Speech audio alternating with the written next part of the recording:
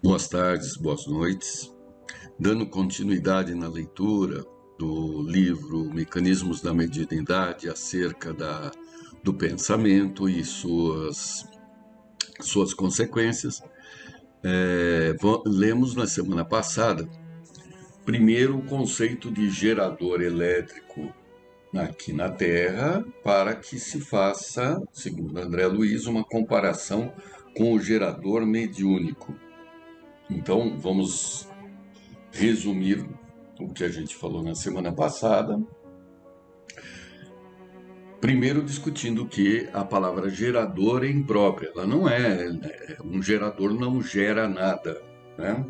Ele transforma energia de qualquer modalidade em energia elétrica, se for um gerador elétrico. E aí nós usamos alguns exemplos. Hidroelétrica transforma energia de movimento da água na turbina em energia elétrica. O dínamo da bicicleta transforma energia de movimento da roda em energia elétrica. Uma pilha de rádio, uma pilha qualquer, ela transforma energia química em energia elétrica. As pás de um catavento, um gerador eólico, muito comum hoje, transforma energia mecânica do vento em energia elétrica. Então, não são geradores por si, são transformadores de energia em energia elétrica. E a mesma analogia vale para a questão mediúnica. Mas vamos ainda ficar no gerador elétrico, né? Como modelo básico, pegaremos uma pilha para lanterna, uma pilha de rádio, que ali já aconteceu, uma transformação química em energia elétrica, e essa energia elétrica ainda ela não se manifestou, ela está nos polos da pilha. Tem um polo positivo, tem um polo negativo, então eles são diferentes, porque um tem excesso de cargas elétricas negativas, o outro tem falta de cargas elétricas negativas, por isso que ele é positivo. Então o que existe ali é uma diferença, e um nome técnico que se dá é diferença de potencial. As possibilidades são diferentes, diferença de potencial. Voltando ao modelinho do abismo, é um abismo cheio de elétrons, o outro abismo com falta de elétrons, e é assim a pilha. Assim também a tomada de casa tem um pininho que está cheio de elétrons e tem o outro pininho que está com falta de elétrons. Não está passando nada ainda, é só potencialidade, diferença de potencial. Quando voltamos aí à ponte, eu coloco uma ponte nos abismos, ligando os abismos, aí estabelece o movimento. Se eu pegar a tomada da torradeira e colocar na tomada da parede, aí eu coloquei a ponte. Se eu pegar um fiozinho, uma lâmpada, e colocar nas pontas de uma pilha de rádio, ou uma pilha comum, eu fechei o circuito. Quando eu fecho o circuito, fechou o circuito, o que vai acontecer? Aquele local, aquele ponto que tem excesso de elétrons, ele começa a percorrer através desse condutor, desse fiozinho, porque só carga elétrica que se movimenta nos sólidos. Então ele começa, é a corrente elétrica e acende a lâmpada. Quando se coloca lá a tomadinha na parede da torradeira, o que acontece? Aquele ponto da tomada que tem excesso de elétrons, ele vai começar, esses elétrons vão começar a caminhar pelos fios da torrada até a outra ponta da tomada da parede e estabelece a corrente. Quando estabelece a corrente, é que ocorre a transformação da tal da energia elétrica agora em energia térmica, em energia luminosa. Então, veja, o gerador pega a energia qualquer e transforma em energia elétrica. Já quando usamos essa energia elétrica, transformamos energia elétrica naquilo que a gente gostaria, energia luminosa, energia de calor, energia de movimento. São transformações, né? Muito bem, voltemos à pilha. Se nós pegarmos um fiozinho e ligarmos o polo positivo ao negativo, os elétrons vão sair do negativo e vão chegando no positivo. Chega lá no positivo, vai diminuindo a diferença de potencial, porque vai buscando igualar a quantidade de cargas. Quando igualar a quantidade de cargas, ou seja, aqueles elétrons em excesso no polo negativo saírem de lá e ocupar a posição do polo positivo, chega um momento em que acaba a diferença. É a hora que a pilha descarregou. Acabou a diferença de potencial, ela não é mais uma pilha, tem que fazer um outro processo para conseguir separar novamente esses elétrons. Numa pilha, isso não se faz, porque não se, às vezes recarrega. Se ela for recarregável, a gente coloca lá no aparelhinho, o que ela vai fazer? Aqueles elétrons que chegaram no polo positivo são arrancados e jogados novamente para o polo negativo. É assim que faz lá no recarregador de pilha. Só que tem limitações. No caso de uma hidroelétrica, a coisa é mais fácil. Por quê? Porque está gerando a diferença de potencial. Só que eu liguei a torradeira. Quando eu liguei a torradeira, os elétrons saíram do polo negativo, foram do polo positivo, e daqui a pouco vai acabar a diferença de potencial. Só que a turbina continua funcionando. Então ela está pegando o elétron que acabou de chegar no polo positivo e devolvendo na posição original, mantendo a diferença de potencial. Então um gerador, ele justamente tem esse papel de ficar pegando o elétron que acabou de chegar e devolvendo para a posição inicial, garantindo a existência de diferença de potencial. Então o gerador é esse. Vamos pensar na questão da bicicleta aí, ou da hidroelétrica, que é tranquilo. Então, a hidroelétrica funcionou, a água desceu, fez virar a pá da turbina, a turbina mexeu o ímã lá dentro dela e com isso gerou a diferença de potencial que está na tua tomada da parede. Tem um polo negativo e outro positivo. Ligou o ventilador. Quando ligou o ventilador, aquela carga elétrica negativa de um pininho passou por todo o ventilador, fez mover a pá e chegou no outro pininho lá que era positivo e agora chegou uma carga negativa. Aí a hidroelétrica que continua funcionando, ela pega esse elétron que acabou de chegar e volta com ele na posição inicial, garantindo a diferença de potencial. Se a hidroelétrica parar, aí para o ventilador. Enquanto ela estiver funcionando, ela está transformando energia de movimento da água em energia elétrica. Essa energia elétrica chega na tomada, está transformando energia elétrica em energia do movimento do ventilador, transformando em energia de aquecimento da torradeira e assim por diante. Então, o gerador exige, para que mantenha a corrente elétrica, exige a manutenção da diferença de potencial. Por isso que ele consome para ficar mantendo essa diferença de potencial. E aí, André Luiz faz a analogia com o gerador mediúnico. Agora é onde nós podemos aproveitar tudo que foi falado do gerador elétrico para entender um pouquinho o que é o gerador mediúnico. Eu vou ler o que ele falou textualmente sobre o gerador elétrico, novamente, para que aí a gente já emende no gerador mediúnico. Gerador elétrico. Recordemos que um motor se alimenta da corrente elétrica, fornecido pelos recursos atômicos do plano material. É para simples efeito de estudo da transmissão da força mediúnica, em que a matéria mental é substância básica. Lembremos-nos de que a chamada força eletromotriz nasce do agente que a produz em circuito fechado. Acho que está dando para costurar com o que a gente falou. Afirmamos que o gerador elétrico é uma fonte de força eletromotriz. Entretanto, não nos achamos à frente de uma força automática, mas sim de uma característica do gerador, no qual a energia é absorvida sob forma particular e se converte em energia elétrica. Não gera nada, só transforma. O aparelho gerador, no caso, não plasma corrente elétricas, e sim produz determinada diferença de potencial entre os seus terminais ou extremos, facultando aos elétrons a movimentação necessária. Figuremos dois campos elétricos separados, as pontinhas da tomada lá, cada um deles com cargas de natureza contrária, com uma diferença de potencial entre eles. Estabelecido um fio condutor entre ambos, a corrente elétrica se improvisa, do centro negativo para o centro positivo, até que seja alcançado o justo equilíbrio entre os dois centros, anulando-se, desde então, a diferença de potencial existente.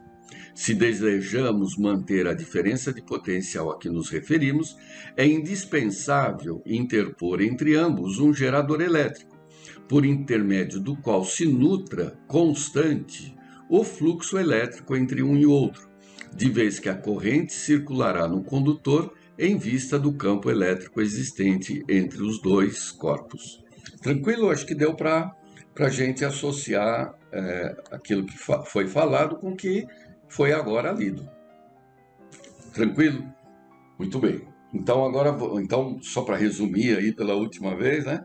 Se eu tenho dois pontos com diferença de potencial, um com excesso de elétrons, o outro com falta de elétrons, ligo um fio condutor, os elétrons vão para a carga positiva e tende a anular, e passa a corrente. Quando não existe mais diferença entre esses dois pontos, para a corrente.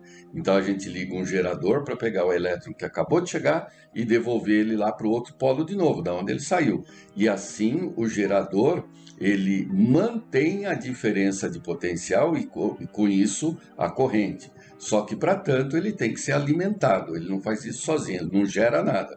Ele transforma a energia que você está fornecendo para ele em diferença de potencial, em energia elétrica. Por que a gente repetiu? Para ver se agora fica legal no gerador mediúnico. Idealizemos o fluxo de energias mento-eletromagnéticas, ou fulcro de ondas da entidade comunicante e do médium, como dois campos distintos, associando valores positivos e negativos, respectivamente, como uma diferença de potencial que, em nosso caso, constitui certa capacidade de junção específica. Poxa, ficou legal agora. O médium é um pino lá, é um polo, né, um ponto do abismo, é um pininho da tomada, e o espírito comunicante é o outro polo, é o outro ponto, é o outro pininho. Um como se fosse carga negativa e o outro como carga positiva. Existe aí uma diferença de potencial mediúnico. Na verdade, é uma diferença de potencial mental, né? E como é que não? E ainda não está passando nada, né? Então o espírito quer se comunicar e o médium está ativamente passivo, né? Ou passivamente ativo. Ele não é passivo, ele tem uma vontade, né? Uma vontade de se colocar em condições de receber a mensagem. Então, ou a comunicação, existe uma diferença de potencial mental. Um quer falar, outro quer ouvir. Um quer passar e outro quer receber. Mas não está passando nada ainda. Existe só a diferença de potencial. Ok? Aí continua André Luiz. Estabelecido um fio condutor de um para outro que, em nosso problema, representa o pensamento de aceitação ou adesão do médium, a corrente mental desse ou daquele teor se improvisa em regime de ação e reação, atingindo-se necessário equilíbrio entre ambos, anulando-se desde então a diferença existente pela integração das forças conjuntas em clima de afinidade. Opa, olha que legal! Então tem a diferença de potencial mental. E quem faz o papel de fiozinho que liga os dois polos? O pensamento. O pensamento é esse que é o fiozinho. É o fiozinho. Então ele quer falar e o outro quer ouvir. Então estabelece-se uma corrente, que é o pensamento, e aquela mensagem vem de tal forma que, quando a mensagem chegou, acabou a diferença de potencial. O fiozinho para, né? Descarrega a pilha. Ele passou através do pensamento foi estabelecida a ligação instantânea, chegou aquilo que era objeto da ligação e cessa em seguida. Ok? Vamos lá. Se quiser, André Luiz, se quisermos sustentar o continuismo de semelhante conjugação, é imprescindível conservar entre os dois um gerador de força, que na questão em análise é o pensamento constante de aceitação ou adesão da personalidade mediúnica, através do qual se evidencie incessante o fluxo de energias conjugadas entre um e outro, porquanto a corrente de forças mentais destina à produção desse ou daquele fenômeno ou serviço, e circulará no condutor mediúnico em razão do campo de energias mento-eletromagnéticas existentes entre a entidade comunicante e a individualidade do médium. O que ele colocou nesse texto comprido aí, né? Ele colocou o seguinte: o espírito quer mandar mensagem, o médium pretende receber. Estabeleceu o pensamento, chegou a mensagem, acabou. Né? Não atravesse a rua, eu paro. Né? Olhe para a direita, eu olho para a direita. Né? Dirija por esse caminho e não pelo outro. Pronto. E aí, esses fenômenos acontecem cotidianamente com todos, né? Agora, para manter esse pensamento, por que eu vou parar agora? Opa, por que eu não vou atravessar a rua? Né? Por que eu devo olhar para a direita? Aí você está mantendo a diferença de potencial. Né? Você está estabelecendo um diálogo. O diálogo, aí a vontade do diálogo é que é o gerador para manter a diferença de potencial. Ou, em outras palavras, se você quer estabelecer uma conversa mental com o espírito comunicante, você tem que, por sua vez, manter esta diferença, tanto quanto o espírito também queira manter essa diferença. Muitas vezes só quer dar um recado, uma frase, mas se por outro lado ele quer passar todo um conceito, deve existir a vontade constante dos dois lados. Essa vontade constante, vontade de manter a diferença potencial, de estabelecer o diálogo, faz o papel do gerador que mantém a corrente pensamento entre ambos. Enquanto houver a postura do médium de querer receber e a postura do espírito em querer passar, está criado o gerador. E aí a relação mental, o pensamento se estabelece. Uma das partes, quaisquer que seja, uma das partes não manifesta mais essa vontade, interrompe a comunicação mediúnica, porque para que haja o pensamento comunicante, o pensamento entre ambos, tem que haver a diferença de potencial. A partir do momento que uma das partes não tem o intuito de manter essa diferença, cessa-se a passagem de corrente, cessa-se a comunicação, rompe-se o pensamento. Tá claro isso? É muito interessante para que a gente acabe com essa ideia do médium passivo. O que é a passividade do médium? O médium não pode chegar lá e ficar assim, sem nenhum tipo de postura, né? Deixar as coisas a bel prazer dos acontecimentos, não. Ele tem que manifestar o seu direcionamento. Não precisa ser aquela concentração, né? Mas aquela vontade sincera de ser útil na comunicação, no trabalho mediúnico, como médium. Né? Estou aqui para trabalhar, não estou aqui para captar o que está passando aqui. Não é? A gente não é rádio. Não é só para ficar captando. Ficar captando vai captar um monte de pensamentos de quem quer e você está ali desleixado, negligente. Agora, se você se afinou a um espírito, que veja a natureza, você que estabelece. Se você estabeleceu uma ligação entre um espírito, vamos assim dizer, voltado para os valores existenciais, esta tua vontade induz a aproximação de espíritos com a mesma vontade, estabelece-se a diferença potencial e, através do pensamento, cria-se um diálogo. São dois. Diálogo, logo é conversa, né? Palavra. Então, diálogo. Então, duas palavras. Na verdade, aí o conceito é mais amplo. Né? Estabelece-se uma troca de frase. Ele passa, você reflete, né? Às vezes até de uma forma inconsciente isso pode acontecer, mas não é porque você está passivo, é que no íntimo você já manifestou esta vontade de receber tudo aquilo que o Espírito passa sem criar nenhum tipo de obstáculo. Por isso que a instrução do médium como pessoa é importante. Quanto mais a gente lê e estudar qualquer coisa, nós aumentamos o nosso vocabulário mental, nós aumentamos o nosso dicionário, um dicionário íntimo de palavras, conceitos, ideias.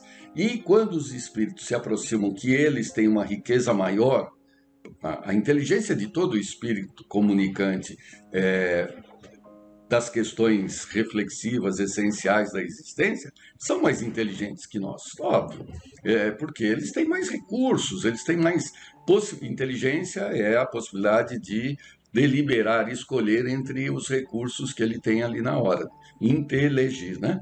Então, é óbvio que quem está na espiritualidade superior já por si só já tem mais elementos para analisar. Ele conhece teu passado, teu futuro, né? Ainda que mais ou menos curto. Então, é indiscutível. Ele tem mais elementos para poder deliberar e te ajudar a deliberar sobre a tua própria vida, que não é clara para você porque você está enclausurado. Né? Então, ele, obviamente, tem um dicionário, tem recursos muito mais amplos do que nós. Então, da nossa parte, a leitura saudável, principalmente da doutrina, mas não só da doutrina, né? Tem que conhecer conceitos de história, de biologia, de psicologia, o que puder, o que aparecer na tua frente, você leia. Leia para aumentar o próprio repertório, o próprio dicionário. Por quê? Porque isso vai ajudar a manter a corrente, a diferença de potencial entre o comunicante e quem está recebendo esta comunicação. Facilita para eles. Por isso que a ideia de passividade ela tem que ser ajustada. Né? A passividade é na postura ali, porém, a passividade e não criar obstáculos, mas manifestar a vontade de exercer o papel de médium. E assim você faz a tua parte, mantém o teu potencial, ele mantém o outro potencial dele, com isso tem uma diferença de potencial, e ele estabelece uma corrente, e essa corrente ela é tanto mais intensa é mais intensa na medida que encontre elementos dos dois lados para se expressar melhor, através inclusive do teu dicionário, que é menor do que o dicionário dele. Infelizmente estourou o nosso horário novamente, mas na semana que vem nós voltamos nesse tema e com isso vamos interromper a leitura do livro Mecanismos, porque não é a finalidade, a gente só pensou esse capítulo para entender o que é o pensamento. Tá? Fechando aí, pensamento é sempre para fora, ele obviamente que reflete para dentro, mas é o espírito quem produz pensamentos que se voltam para ele e assim ele recebe também de outros para si. A gente começa isso na próxima reunião. Prazer em revê-los e até mais.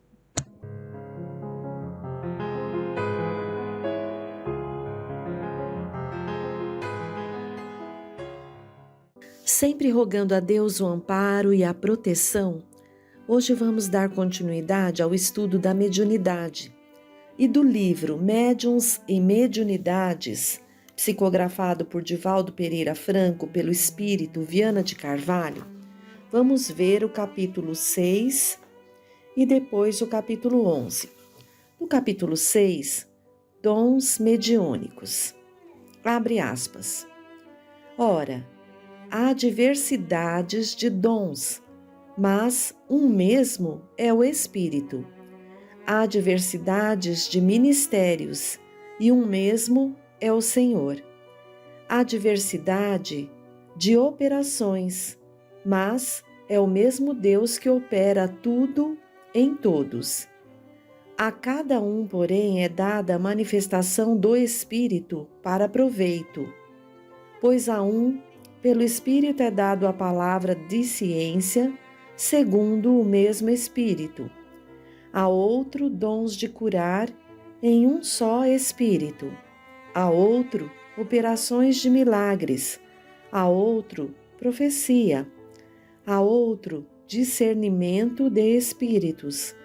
A outro, diversidades de línguas. E a outro, interpretação de línguas. Mas todas essas coisas operam um só e o mesmo Espírito, distribuindo a cada um particularmente como lhe apraz. Fecha aspas. Paulo, primeira epístola dos Coríntios, capítulo 12, versículos de 4 a 11. Tudo promana de Deus, sem dúvida, e o Espírito é o único a expressar-se de mil modos em toda parte. Reflexionando-se em torno da bela epístola do apóstolo dos gentios, encontramos a clara exposição das faculdades mediúnicas, por intermédio das quais o intercâmbio espiritual se faz presente, conforme sucede nas sessões espíritas da atualidade. Os dons ampliam-se mediante a educação dos seus portadores e o aprimoramento das faculdades trabalhadas pelo escopro da caridade e pelas mãos da abnegação. Demitizados, os profetas de ontem ressurgem na condição de médiuns odiernos, por cujo campo espiritual a imortalidade da alma se comprova, erradicando o cepticismo e anulando a dúvida pertinaz. Variando de pessoa para pessoa, a mediunidade é a ponte segura para propiciar no homem o trânsito entre as duas margens do rio da vida, a material e a espiritual. Diversificada nas suas mais complexas expressões, a mediunidade se desdobra em efeitos materiais e intelectuais. Consoante Allan Kardec o demonstrou, ensejando manifestações do conhecimento mental e da ação física. Posteriormente, estudando os fenômenos de natureza psicocinética, afirmou o Dr. Heine, pai da contemporânea parapsicologia, abre aspas, a mente que não é física, através de processos não físicos, interfere e modifica o meio físico. Fecha aspas. Nos efeitos intelectuais, as bênçãos da mediunidade se estendem por largo e variado campo de manifestações que vão desde a psicofonia, a psicografia, a xenoglossia, ao profetismo, ensejando uma visão otimista e facultando o contato com o mundo extrafísico, mediante cujo concurso prepara o homem terreno para a sua fatalidade próxima, que é a vida além da vida, pelo inevitável processo da morte. Não era, pois, desconhecida ao apóstolo a atividade pneumatológica, então vigente na igreja primitiva, e que mais tarde, combatida e interpretada equivocadamente, terminaria por ser proibida, renascendo posteriormente na doutrina espírita, legatária natural do cristianismo nas suas bases verdadeiras. Assim, há, sem dúvida, abre aspas, diversidades de dons, mas um só é o Espírito, fecha aspas. abrindo espaço para a educação correta das forças psíquicas e mediúnicas inerentes a todos os homens, dentre os quais alguns as possuem mais especificamente para a tarefa de abalarem o mundo, anunciando e preparando a era nova que já se inicia. Vejam então, companheiros, que partindo da explanação de um pequeno trecho dessa epístola do apóstolo dos gentios, se fala sobre a mediunidade, sobre os dons psíquicos que são naturais em cada um por serem filhos de Deus, cada qual com o tipo de faculdade que lhe convém no momento para o aprendizado e a contribuição no mundo. Como foi dito logo no início, tudo promana de Deus. Tudo. Então, somos filhos desse Pai amoroso que nos dá a oportunidade de, encarnados, não perder o vínculo com a nossa pátria espiritual através da percepção dessas faculdades mediúnicas. Desde que o ser chega à condição de espírito, ele tem, através da consciência e das possibilidades de aprendizado, essa percepção, no começo muito grosseira, mas que aos poucos vamos aprendendo a reconhecer em nós de acordo com a evolução. Antes falávamos muito e apenas dos 5 sentidos, agora já se discute bastante, inclusive em universidades, a questão do 6º sentido, que é exatamente a questão da percepção psíquica que o ser humano possui. Capítulo 11 desse mesmo livro, o tema é Problemas na Mediunidade. E diz: prognosticam alarmadas pessoas que ignoram a excelência do conteúdo da doutrina espírita, que o exercício da mediunidade gera várias desordens emocionais, comprometendo o equilíbrio psicológico do homem. Repetem, sem que se deem conta, velhos chavões que a experiência dos fatos demonstrou ultrapassados, porque destituídos de legitimidade. A mediunidade, como qualquer outra faculdade orgânica, exige cuidados específicos para um desempenho eficaz quão tranquilo. Os distúrbios que lhe são atribuídos decorrem das distonias emocionais do seu portador, que, espírito endividado, reencarna-se enredado no cipoal das próprias imperfeições, das quais derivam seus conflitos, suas perturbações, sua intranquilidade. Pessoas nervosas apresentam-se inquietas, instáveis em qualquer lugar, não em razão do que fazem, porém pelo fato de serem enfermas. Atribuir-se, no entanto, à mediunidade, à psicogênese das nevropatias é dar um perigoso e largo passo na área da conceituação equivocada. O homem deseducado apresenta-se estúrdio e incorreto onde se encontre. Nada tem a ver essa conduta com a filosofia, a aptidão e o trabalho a que se entrega, porquanto o comportamento resulta dos seus hábitos e não do campo onde se localiza. Justificam os acusadores que os médiuns sempre se apresentam com episódios de desequilíbrio, de depressão ou exaltação, sem complementarem que os mesmos são inerentes à personalidade humana e não componentes das faculdades psíquicas. Outros, sim, estabelecem que os médiuns são portadores de personificações arbitrárias, duplas ou várias, liberando-as durante o transe, favorecendo assim as catarses psicanalíticas. Se o fora, eis uma salutar terapia liberativa que poderia propiciar benefícios incontáveis aos enfermos mentais. Todavia, dá-se exatamente o contrário. Não se tratam de personalidades esdrúxulas do inconsciente as que se apresentam nas comunicações, mas de individualidades independentes que retornam ao convívio humano procedentes do mundo espiritual, demonstrando a sobrevivência à morte e fazendo-se identificar de forma insuspeita, consolando vidas e, nos casos das obsessões, trazendo valioso contributo às ciências da mente, interessadas na saúde do homem. Evidentemente, aparecem manifestações da personalidade ou anímicas que não são confundidas com as de natureza mediúnica, decorrentes das fixações que permanecem no inconsciente do indivíduo.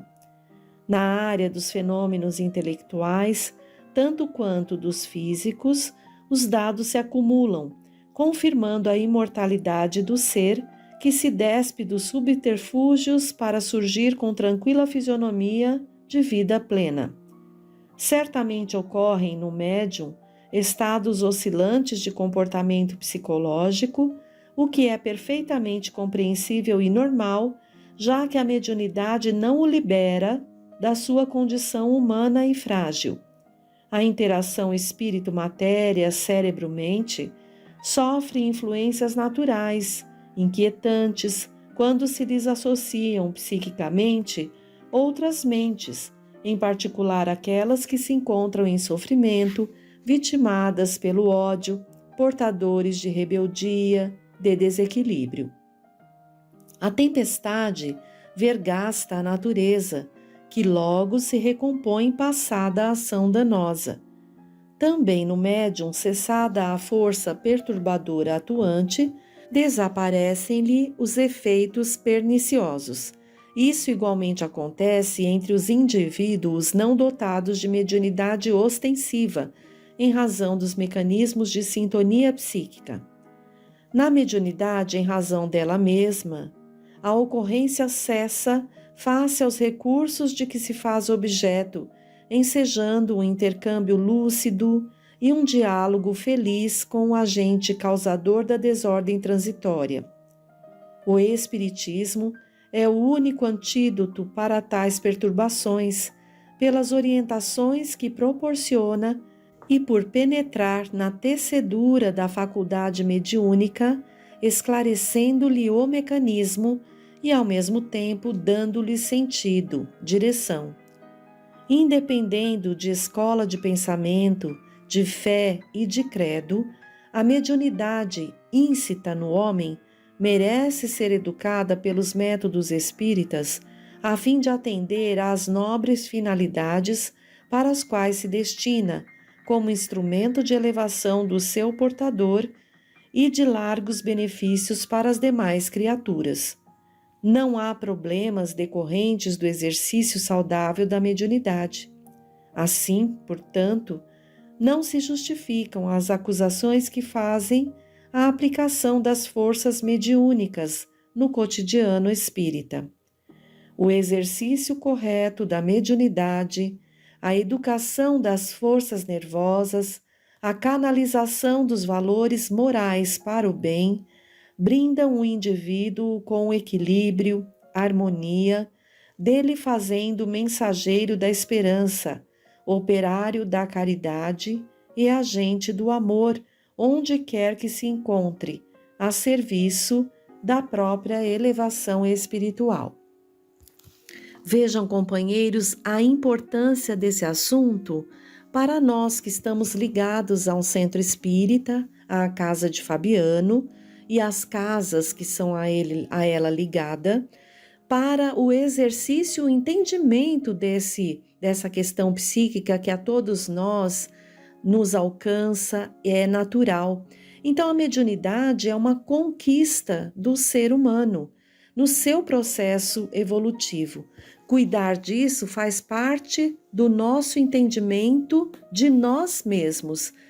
Somos espíritos criados à imagem e semelhança de Deus, com um fim destinado ao progresso, à perfeição relativa.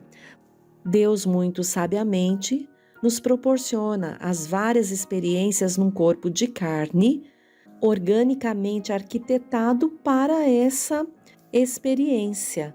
E temos o perispírito, que é o corpo fluídico, semimaterial, que nos facilita a ligação com esse corpo mais grosseiro físico, tanto quanto nos facilita o intercâmbio com a nossa pátria espiritual.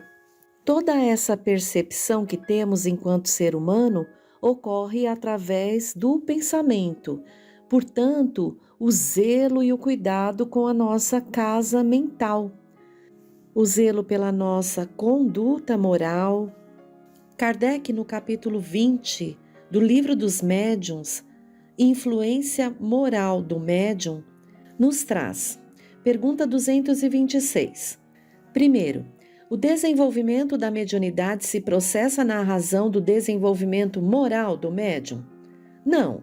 A faculdade propriamente dita é orgânica e, portanto, independe da moral, mas já não acontece o mesmo com o seu uso, que pode ser bom ou mal, segundo as qualidades do médium.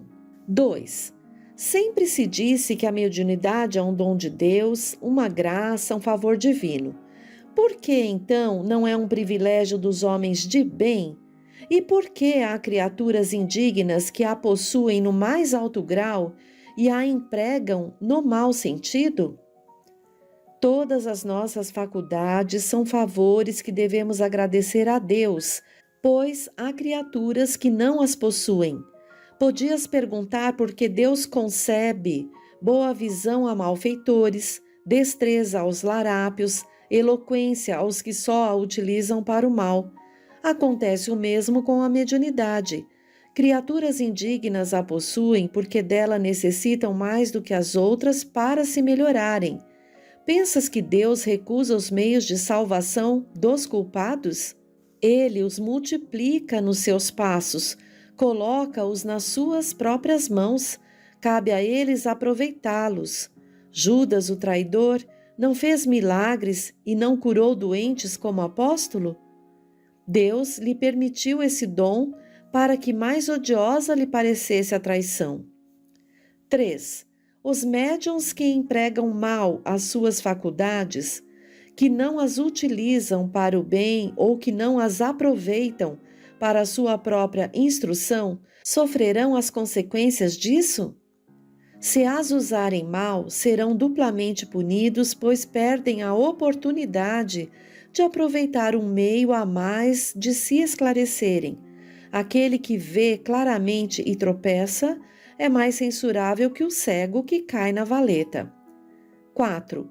Há médiuns que recebem comunicações espontâneas quase frequentemente sobre um mesmo assunto, tratando de certas questões morais, por exemplo, relativas a determinados defeitos. Terá isso algum fim? Sim. E a finalidade é esclarecê-los a respeito do assunto constantemente repetido ou corrigi-los de certos defeitos. É por isso que a uns os espíritos falam sempre do orgulho, a outros da caridade, pois somente a insistência poderá, por fim, abrir-lhes os olhos. Não há médiuns empregando mal a sua faculdade, seja por ambição ou interesse, ou prejudicando-a por um defeito essencial, como o egoísmo, o orgulho, a leviandade, e que não receba de tempos em tempos alguma advertência dos espíritos. O mal é que, na maioria das vezes, ele não a toma para si mesmo. Aqui vem uma observação. Os espíritos dão as suas lições quase sempre com reserva, de maneira indireta, para deixarem maior mérito aos que aproveitam. Mas são tais a cegueira e o orgulho de certas pessoas que elas não se reconhecem nas lições recebidas e, ainda mais, se o espírito lhes dá a entender que se referem a elas, zangam-se e chamam o espírito de mentiroso ou de atrevido. Basta isso para mostrar que o espírito tem razão. Então, queridos companheiros, a espiritualidade amiga há de ter muita paciência com todos nós, que trazemos tantas mazelas, mas vamos lá. No próximo encontro, vamos dar continuidade a esse assunto que de tamanha importância que é a influência moral do médium. Que Jesus esteja junto ao coração de cada um de nós.